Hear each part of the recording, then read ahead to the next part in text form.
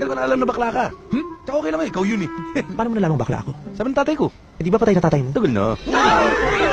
Yan ang hirap sa mga recruit eh. Hindi nasasala, kahit sino na lang eh, no? Correct. Tingnan mo ikaw, bakla. Oo. Uy!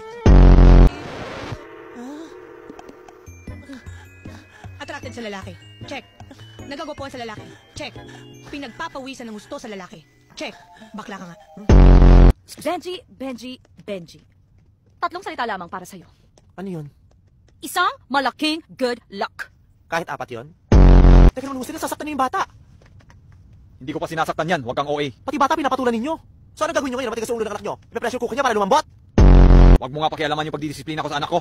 Isa ka pa, wala kang disiplina. O eh, bakit ako ng issue dito? Ang hirap sa'yo, makasarili ka. Look who's talking.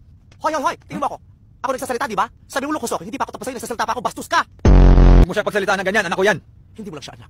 Anak ko rin siya. Though I was never your partner, I'm just your wife. Kaya hindi mo ko nirespeto. Sharon? I love you. Ano yan? Ano yung ginagawa nyo, ha? Wala po ate. Huwag kang OA. Ganito yun, okay? Meron akong third eye.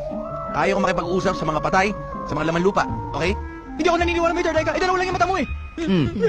O yan, ikaw, wala ka na. Tatlo yun. Dahil isang salita lang ang good luck. Pero nagdalawang isip ka, di ba? Ano yung binabalak mo? Kay Bimbi. Wala po ate. Naglalaro lang po kami. Akit mo na ako. Taya nga ako eh. Wala kang pakialam. Sabihin mo na. Ano naman kasi? Nasabihin ko na pero huwag ka magre-react ha. Magmumul kami ni Bibi. Ba't may nunal yung ngipin mo sa loob? Ha? Hindi nunal yan. Bulok yan. Gitera.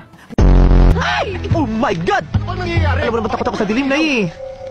Brown out? Hindi, sunrise. Malamang, nung lang nga ng kuryente.